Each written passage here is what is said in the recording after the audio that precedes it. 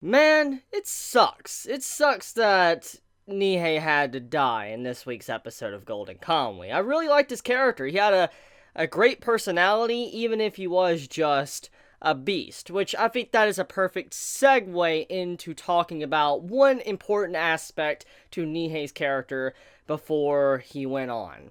So, he states to Aserpa that do not worry. Your culture with how the wolf will become an evil god if it kills a human, do not worry, I am nothing more than a beast. And I'm just like, that has a lot of meaning there, a lot of weight, because at the end of the day, man is just a beast that managed to get intelligence. We got lucky with evolution and all that to be able to be where we're at with our intelligence. And so because of everything, we technically are considered beasts still, depending on the circumstances. You take away a man's food, you take away a man's home, you take away the man's, just happiness, and you shove him into a corner, you will see a true feral human being, which would be nothing more than a beast. And in this case, you have it to where Nihei states that he is a beast, and it's going to be beast versus beast, because he is obsessed. He's obsessed with hunting the wolf, the final wolf. He wants to be the final hunter to see the wolf, and so because of that, he's driven by this passion, this obsession, and that is made it to where he is no longer just a normal human being. He is just a madman seeking what he wants, not caring about anything else that has to, be undone to achieve what he wants. And that's kind of what I got from that scene, and I thought that was a really good way to kind of end off Nihei's character. Even though I did want more of him, I think it was a good way to just close his character off. I'm really surprised that the soldier is still alive at the end of this episode. Like, he is not dead. He's being treated thanks to what happened to him. Like, he got Wolfsbane inside of his blood. Aserpa managed to help him out. But in reality, though, I figured he was going to die a while ago. Even in this fight and all that, maybe this episode, I figured he was going to get killed off. But that was not the case at all, which just completely blows me away, because, once again, I'm just surprised with how relevant the soldier character is compared to, everyone else. I mean, I figured he would be someone that'd be written off, killed off, and all that a long time ago, especially with this episode, with how, Aserpa and all of them had to save the wolf, which I will get into that in a second, but I'm just like, that completely surprised me.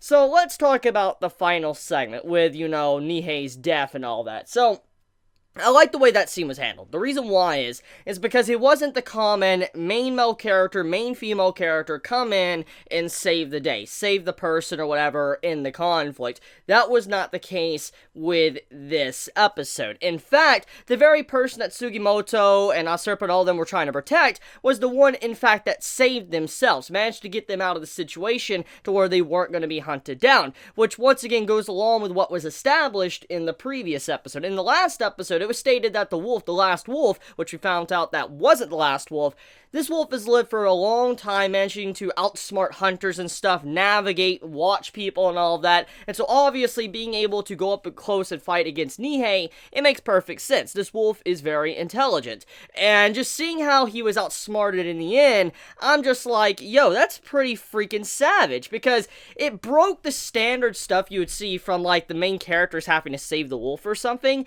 and the wolf actually saved itself with its family. You had this female wolf, the mate of Retar, I hope I'm saying his name right, come in and save him and bite Nihei's neck and kills him instantly. And I'm just like, what? Like, it was just completely stunning to me, because I just did not expect that twist at all. And I mean, it was in our face the entire time. It's not like it came out of nowhere, because I mean, a couple episodes back, when, we found out more about the wolf and how it just left Aserpa when she was young, we heard howling in the woods. So that would make us assume that there was more wolves or whatever that was still alive. And in this case, we could assume that they were the ones that, our wolf went with, had children, and he has his own family. So the generation of wolves are not done in Japan. So the wolf coming out of nowhere and helping out, Retar and all that, it makes sense. And also, just to kind of explain something, wolves are pack hunters. Like, they can be a little bit lone wolves as well, no pun intended, but they also can travel in packs and take down a stronger opponent. They're intelligent creatures, and because of that, seeing how the mate came in and attacked with, Retar and all that, I'm like,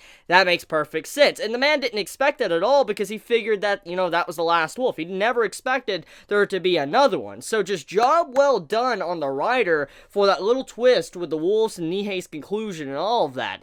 So anyways, let's get into the second half. So, the Escape King.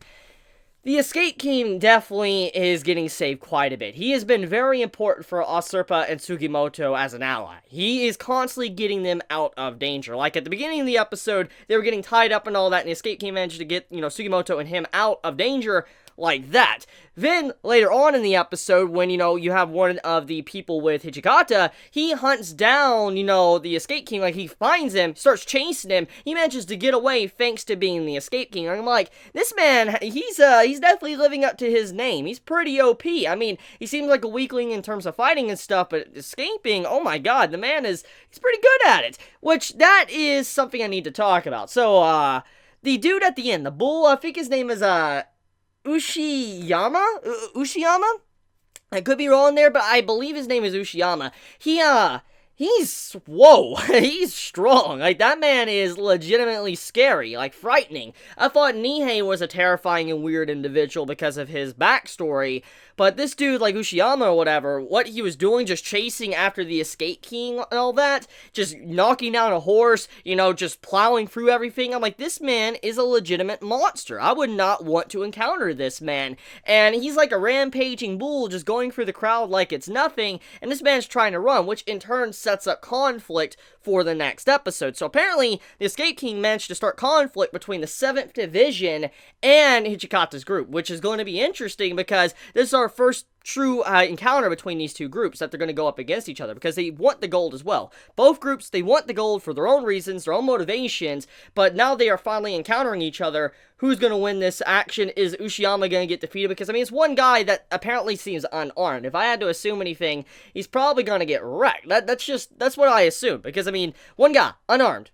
There's no way. I mean, he may be strong and all that, and may have been like the Terminator in this episode, running through everything, but I mean, guns will still put you down regardless. That's a given, unless this, show gets a little bit unrealistic towards that, but I don't really know.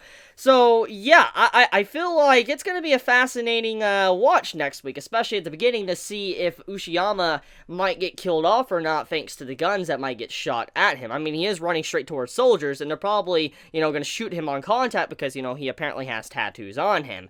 So, anyways, let's talk about motivations, because that's a very important segment for the episode. So, we get, the motivation revealed for the 7th Division's group.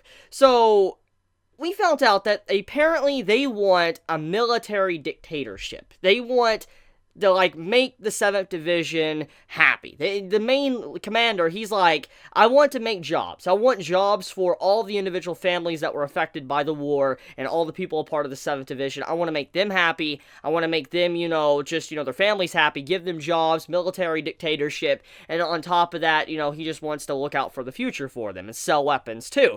But in reality, the dude is very heinous, because he has a way about him to where he's able to manipulate people. He's able to brainwash them in a way to work for him. And we have seen him do this many times already throughout the series thus far. So, the 7th Division, by no means, out of all the groups, out of all three groups, Hijikata's group, the 7th Division and Sugimoto's group, the military division one, the 7th division or whatever, he is definitely the most evil. Like, he's definitely the evilest group out of the entire three. And speaking of evil, I don't think any group in this series is necessarily good.